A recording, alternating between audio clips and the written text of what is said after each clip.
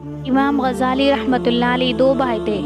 एक का नाम मोहम्मद था और एक का नाम अहमद था। मोहम्मद गज़ाली रहमतुल्लाह अलैह और अहमद गज़ाली रहमतुल्लाह अलैह दोनों भाई बड़े नेक थे, मगर एक का रुझान इल्म की तरफ ज़्यादा था और दूसरे का रुझान ज़िक्र की तरफ ज़्यादा था। जिसको हम इमाम गज़ाली रहमतुल्लाह अलैह कहते हैं, ये आलिम थे, अपने वक्त के बहुत बड़े वाइज़ और ख़तीब थे, अपने वक्त के काजी थे, एक बड़ी मस्जिद के इमाम भी थे। इनके छोटे भाई अहमद गज़ाली रहमतुल्लाह अलैह ज़िक्र व अज़कार में लगे रहते थे और उनकी आदत थी कि मस्जिद में जाकर नमाज़ पढ़ने की बजाय अपनी नमाज खिलवत में पढ़ लिया करते थे। एक दिन इमाम अहमद गज़ाली रहमतुल्लाह अलैह ने अपनी वालिदा से अर्ज़ किया, अम्मा, लोग मुझ पर एतराज़ करते हैं कि तेरा सगा भाई तेरे पीछे नमाज नहीं पढ़ता, अपनी अलहदा नमाज पढ़ लेता है, आखिर क्या बात है? तो आप भाई से कहें कि अलग पढ़ने की बजाय मेरे पीछे जमात से नमाज पढ़ लिया करें।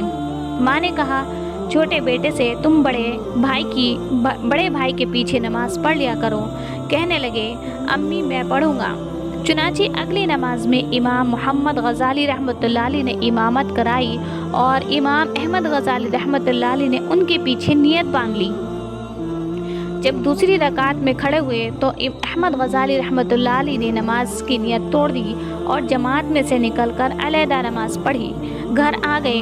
अब नमाज के बाद लोगों ने इमाम मोहम्मद गज़ाली रहमतुल्लाह अलैह पर और ज़्यादा एतराज़ किए कि तेरे भाई ने तो एक रकात पढ़ी और दूसरी रकात में नमाज तोड़कर चले गए। इमाम गज़ाली रहमतुल्लाह अलैह बड़े मग़मूम हुए, परेशान हुए। फिर आकर वालिदा की खिदमत में अर्ज़ किया, अम्मा, भाई ने तो एक रकात पढ़ी फिर नमाज तोड़कर आ गया, मेरी बेइज्जती और ज़्यादा करवा दी। माँ ने बुलाकर पूछा, बेटे तूने ये काम क्यों किया? बेटा ये काम कर दिखाया। कि बेटे ने कहा, अम्मी, जब तक ये अल्लाह के लिए नमाज पढ़ रहे थे मैं इनके पीछे खड़ा था, और जब ये अल्लाह की नमाज पढ़ने की बजाय और चीज़ों में मशगूल हो गए तो मैंने नमाज तोड़ दी। अम्मी, इन्हीं से पूछो। माँ ने पूछा, मोहम्मद गज़ाली रहमतुल्लाह अलैह मामला क्या है? इमाम गज़ाली रहमतुल्लाह अलैह की आंखों से आंसू आ गए। अम्मी, भाई कहता तो ठीक है, मैंने जब नमाज की नियत बांधी तो मेरी तवज्जो अल्लाह रब्बुल इज़्ज़त की तरफ थी। मैं नमाज की पहली रकात तवज्जो के साथ पढ़ता रहा। जब दूसरी रकात में खड़ा हुआ तो मैंने नमाज से पहले औरतों के हैज़ व निफास के मसाइल का मुताला कर रहा था। उन्हीं मसाइल की तरफ मेरा ध्यान चला गया। थोड़ी देर के लिए फिर मैंने तवज्जो ठीक कर ली। तो जब ये बात उन्होंने की तो माँ ने ठंडी सांस ली। दोनों बेटे हैरान हुए, अम्मा, आप ठंडी सांस क्यों ले रही हैं? कहने लगी, मेरे दो बेटे और दोनों मेरे किसी काम के न हुए। बड़ी हैरान हुई। उनको सुनकर इमाम मोहम्मद गज़ाली रहमतुल्लाह अलैह ने कहा, अम्मा, मैं भी किसी काम का नहीं। इमाम अहमद गज़ाली रहमतुल्लाह अलैह ने पूछा, अम्मा, मैं भी किसी काम का नहीं? माँ ने कहा, हाँ, तुम दोनों तो मेरे किसी काम के बेटे ना बने। तो उन्होंने पूछा, क्या वजह है? माँ ने कहा, एक आके नमाज पढ़ाने खड़ा हुआ तो वो औरतों के हैज़ व निफास के बारे में सोच रहा था, और दूसरा उसके पीछे खड़ा हुआ वो भी खुदा की तरफ मुतवज्जह होने की बजाय भाई के कल्ब में खड़ा झांक रहा था। दोनों में से किसी की तवज्जो अल्लाह की तरफ नहीं थी।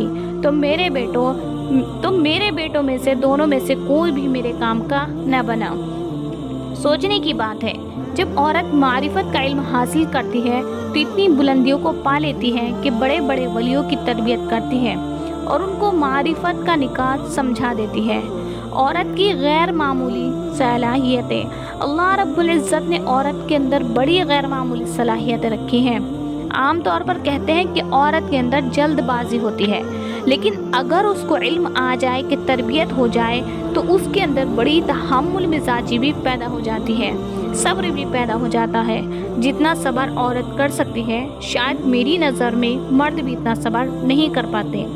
जितनी तहम्मुल मिजाजी औरत में आ सकती है, इतनी तहम्मुल मिजाजी तो शायद मर्द में भी पैदा नहीं हो सकती।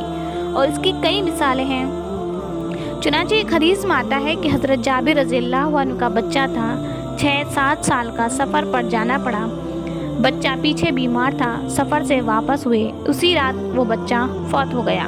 बीवी ने क्या किया کہ بچے کو نہلا کر کپڑا اوپر ڈال دیا۔ خاوند آئے تو ان کا استقبال کیا اور ان کو بٹھایا۔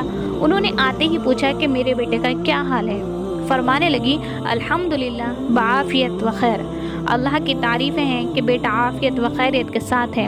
خاوند سمجھے کہ وہ سو رہا ہے، چنانچہ انہوں نے کھانا کھایا اور کھانے کے دوران میاں بیوی دونوں بات چیت کرنے لگے، آپس میں الفت و محبت کی باتیں ہونے لگی اور خاوند کا مزاج محبت کی طرف مائل ہوا۔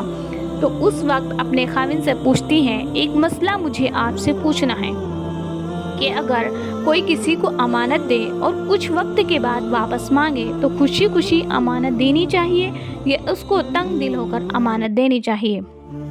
جابر رضی اللہ عنہ نے فرمایا نہیں، خوشی خوشی دینی چاہیے، امانت تو اس کا حق ہوتا ہے۔ جب انہوں نے یہ بات کہی تو فرمانے لگی کہ اللہ رب العزت نے بھی ہم دونوں کو امانت دی تھی، اللہ رب العزت نے وہ امانت واپس لے لی، اب آپ بھی خوشی خوشی اس امانت کو واپس کر دیجئے۔ حیران ہو کر پوچھنے لگے کیا بات ہے؟ فرمانے لگی کہ بیٹا فوت ہو گیا ہے، میں نے نہلا دیا، کفن پہنا دیا، لیٹا ہوا ہے، اسے جا کر قبرستان میں دفن کر دیجئے۔ سوچنے کی بات ہے، عورت کے اندر صبر کا پہاڑ آ گیا، علم نے اس کو پہاڑ کی طرح استقامت عطا فرما دی۔ آج کی عورتیں ہوتی رو رو کے برا حال ہوتا، خاوند آتا بیوی کو دیکھ کر اس کو بھی رونا پڑتا، کوہرام مچا ہوتا، مگر وہ عورتیں بات کو سمجھتی تھی۔ انہوں نے یہ سوچا میرا خاوند پردیس سے آ رہا ہے، آتے ہی اسے خبر ملے گی تو صدمے میں پہنچے گا، تو اپنے خاوند کو صدمے سے بچا لوں گی۔ اتنی اچھی بیوی تھی جس نے خاوند کا محبت سے استقبال کیا اور کھانا کھلایا، اور جب میاں بیوی دونوں محبت پیار کی باتیں کر چکے اور خاوند کا دل اس وقت ہر بات کو سننے کے لیے آمادہ ہو گیا، تب ان کو بات بتائی، تب ان کے خاوند نے جا کر اپنے بیٹے کو دفن کیا۔ عورت کے اندر تو ایسا تحمل بھی پیدا ہو جاتا ہے